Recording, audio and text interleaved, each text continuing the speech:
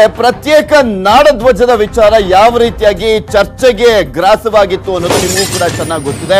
2 ವರ್ಷವಾದರೂ ಕೂಡ ಪ್ರತ್ಯೇಕ ನಾಡಧ್ವಜಕ್ಕಿಲ್ಲ ಮಾನ್ಯತೆ. ಕೇಂದ್ರ ಸರ್ಕಾರದಿಂದ ಇಲ್ಲ ಪ್ರತ್ಯೇಕ ನಾಡಧ್ವಜಕ್ಕೆ ಮಾನ್ಯತೆಯನ್ನ ನೀಡಲಾಗ್ತಾ ಇಲ್ಲ. ಕೇಂದ್ರ ಸರ್ಕಾರ ಕೂಡ ಅದನ್ನ ಸರಿಯಾಗಿ ಪರಿಗಣಿಸ್ತಾ ಇಲ್ಲ. ನಾಡಧ್ವಜದ ಮಾನ್ಯತೆಗಾಗಿ ಕೇಂದ್ರಕ್ಕೆ ರಾಜ್ಯ ಸರ್ಕಾರ ಶಿಫಾರಸನ್ನ ಮಾಡಿತ್ತು. ಹಿಂದಿನ ಕಾಂಗ್ರೆಸ್ ಸರ್ಕಾರದಿಂದ ಶಿಫಾರಸನ್ನ ಮಾಡಲಾಗಿದ್ದಂಥದ್ದು, ಅಂದ್ರೆ ಸಿದ್ದರಾಮಯ್ಯನವರು ಮುಖ್ಯಮಂತ್ರಿಗಳಾಗಿದ್ದಂತಹ ಸಂದರ್ಭದಲ್ಲಿ ಕೇಂದ್ರಕ್ಕೆ ಶಿಫಾರಸನ್ನ ಮಾಡಿದ್ರು ಅಂದಿನ ಸಿಎಂ ಸಿದ್ದರಾಮಯ್ಯ. ಇದೀಗ ಶಿಫಾರಸು ಮಾಡಿದಂತ ಪ್ರಸ್ತಾವನೆಗೆ ಯಾವುದೇ ರೀತಿಯಾದಂತ ಮಾನ್ಯತೆಯನ್ನ ನೀಡ್ತಾ ಇಲ್ಲ ಕೇಂದ್ರ ಸರ್ಕಾರ. 2 ವರ್ಷವಾದ್ರೂ ಕೂಡ ಪ್ರತ್ಯೇಕ ಧ್ವಜಕ್ಕೆ ಇಲ್ಲ ಮಾನ್ಯತೆ. ಕಾಂಗ್ರೆಸ್ ಸರ್ಕಾರ ಶಿಫಾರಸು ಮಾಡಿದ್ದಷ್ಟೇ, ಕೇವಲ ಶಿಫಾರಸನ್ನ ಮಾಡಿಬಿಟ್ಟು ಕೈ ತೊಳ್ಕೊಂಡ್ರು. ಅದು ಎಲೆಕ್ಷನ್ ಟೈಮಲ್ಲಿ ಮತ್ತೆ ಬಂದಂತ ಮೈತ್ರಿ ಸರ್ಕಾರ ಅದರ ಬಗ್ಗೆ ತಲೆನೇ ಕೆಡಿಸ್ಕೊಳ್ಳಿಲ್ಲ. ಅಂದ್ರೆ ಕಾಂಗ್ರೆಸ್ ಮತ್ತು ಜೆಡಿಎಸ್ ನೇತೃತ್ವದ ಮೈತ್ರಿ ಸರ್ಕಾರ ಬಂತು, ಅದ್ರ ಬಗ್ಗೆ ಕವಡೆ ಕಾಸಿನ ಕಿಮ್ಮತ್ತನ್ನು ಕೂಡ ನೀಡಲಿಲ್ಲ. ಇನ್ನ ಈಗ ಬಂದಿರುವಂತ ಬಿಜೆಪಿ ಸರ್ಕಾರಕ್ಕೆ ಇದು ಬೇಕಾಗೇ ಇಲ್ಲ. ಪ್ರತ್ಯೇಕ ನಾಡಧ್ವಜ ಬೇಡ ಅನ್ನೋ ನಿಲುವು ಬಿಜೆಪಿಯದ್ದು. ಈ ಬಗ್ಗೆ ವಿಪಕ್ಷ ನಾಯಕರು ಕೂಡ ಮಾತಾಡ್ತಾ ಇಲ್ಲ. ಒಂದ್ ಕಡೆ ಸಿದ್ದರಾಮಯ್ಯನವರು ಕೂಡ ಈಗ ಫುಲ್ ಸೈಲೆಂಟ್ ಆಗ್ಬಿಟ್ಟಿದ್ದಾರೆ, ಅದ್ರ ಬಗ್ಗೆ ಚಕಾರ ಎತ್ತುತ್ತಾ ಇಲ್ಲ. ಚುನಾವಣೆಗಾಗಿ ಕನ್ನಡ ಅಸ್ಮಿತೆ ಬಳಸಿದ್ರ ಸಿದ್ದರಾಮಯ್ಯನವರು ಅನ್ನೋದೇ ಪ್ರಶ್ನೆ ಎದ್ದಿರುವಂತದ್ದು. ಎಲೆಕ್ಷನ್ ಟೈಮಲ್ಲೂ ಕೂಡ ಇದೇ ರೀತಿಯಾದಂತ ಪ್ರಶ್ನೆ ಕಾಡ್ತಾ ಇತ್ತು.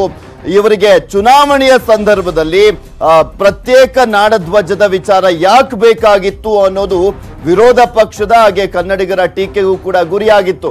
ಇನ್ನು ಕನ್ನಡ ರಾಜ್ಯೋತ್ಸವವಾದ್ರೂ ಕೂಡ ಕನ್ನಡ ಧ್ವಜದ ಮಾತಿಲ್ಲ.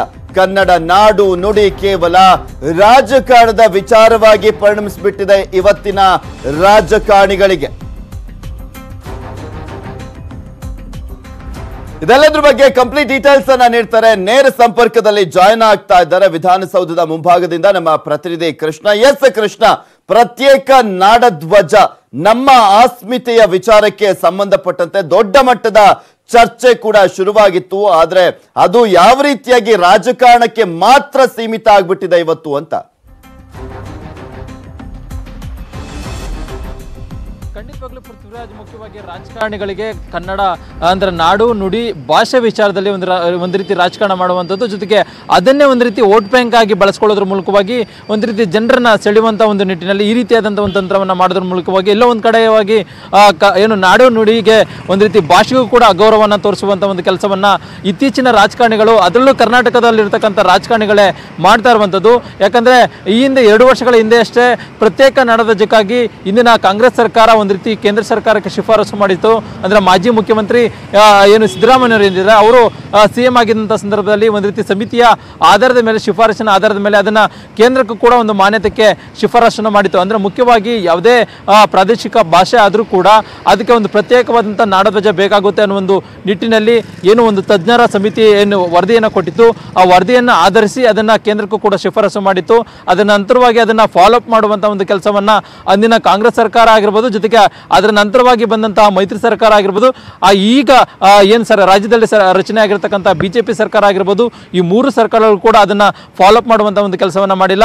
ಬರೀ ಏನು ಆಗ 2018ರ ಸಂದರ್ಭದಲ್ಲಿ, ಅಂದ್ರೆ 2017-18ರ ಸಂದರ್ಭದಲ್ಲಿ ಏನು ವಿಧಾನಸಭಾ ಚುನಾವಣೆ ಎದುರಾಗಿತ್ತು, ಆ ಒಂದು ಸಂದರ್ಭದಲ್ಲಿ ಮಾಜಿ ಮುಖ್ಯಮಂತ್ರಿ ಸಿದ್ದರಾಮಯ್ಯರು ಎಲ್ಲ ಒಂದು ಕಡೆ ಒಂದು ಚುನಾವಣಾ ವೋಟ್ ಬ್ಯಾಂಕ್ಗೋಸ್ಕರವಾಗಿಯೇ ಈ ಒಂದು ಕನ್ನಡದ ಅಸ್ಮಿತೆಯನ್ನ ಪ್ರಯೋಗ ಮಾಡಿದ್ರು ಅನ್ನುವಂಥದ್ದು ಇದೀಗ ಚರ್ಚೆ ಆಗಿರುವಂಥದ್ದು. ಈಗಾಗಲೇ ವಿರೋಧ ಪಕ್ಷದ ನಾಯಕರು ಕೂಡ ಸಿದ್ದರಾಮಯ್ಯನವರು ಆಗಿದ್ದಾರೆ. ಈ ಒಂದು ಸಂದರ್ಭದಲ್ಲಿ ಅವರು ಕೂಡ ಒಂದು ಧ್ವನಿ ಎತ್ತಬಹುದಾಗಿತ್ತು. ಇವತ್ತು ಕನ್ನಡ ಇಡೀ ರಾಜ್ಯಾದ್ಯಂತ ಒಂದು ರೀತಿ ಕನ್ನಡ ರಾಜ್ಯೋತ್ಸವವನ್ನು ಆಚರಣೆ ಮಾಡ್ತಾ ಇದ್ದೀವಿ. ಈ ಒಂದು ಸಂದರ್ಭದಲ್ಲಿ ಮಾಜಿ ಮುಖ್ಯಮಂತ್ರಿ ಸಿದ್ದರಾಮಯ್ಯನವರು ಈ ಒಂದು ವಿಚಾರವನ್ನ ಪ್ರಶ್ನೆ ಮಾಡಬಹುದಾಗಿತ್ತು. ನಾವು ಈ ಒಂದು ವಿಚಾರಕ್ಕೆ ಕ್ಯಾರೆ ಅಂತಿಲ್ಲ, ಬಿಟ್ಬಿಡಿ.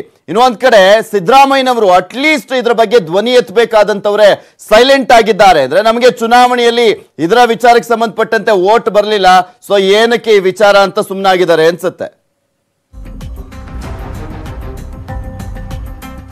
ಖಂಡಿತವಾಗ್ಲೂ ಪೃಥ್ವಿರಾಜ್ ಅವರು ಅಂದ್ಕೊಂಡಷ್ಟು ನಿರೀಕ್ಷಿತ ಮಟ್ಟದಲ್ಲಿ ವೋಟ್ ಬಂದಿಲ್ಲ ಅನ್ನುವಂಥ ಕಾರಣಕ್ಕೋಸ್ಕರವಾಗಿ ಅದನ್ನ ಏನು ಒಂದು ಕಸದ ಪುಟ್ಟಿಗೆ ಅದನ್ನ ಹಾಕಿರುವಂಥದ್ದು. ಮುಖ್ಯವಾಗಿ ಏನಾದರೂ ಒಂದು ವೇಳೆ ಮತ್ತೇನಾದರೂ ಕಾಂಗ್ರೆಸ್ ಸರ್ಕಾರ ರಚನೆ ಆಗಿದ್ದಿದ್ರೆ ಅದನ್ನ ಏನಾದರೂ ಶಿಫಾರಸು ಮಾಡುವ ಅಂದ್ರೆ ಫಾಲೋ ಮಾಡುವಂಥ ಒಂದು ಕೆಲಸವನ್ನ ಅಂದಿನ ಮಾಜಿ ಮುಖ್ಯಮಂತ್ರಿ ಸಿದ್ದರಾಮಯ್ಯ ಮಾಡ್ತಿದ್ರೇನೋ. ಆದರೆ ಅವರಿಗೆ ನಿರೀಕ್ಷಿತ ಮಟ್ಟದಲ್ಲಿ ಫಲಿತಾಂಶ ಬರದೇ ಇರುವಂಥ ಕಾರಣ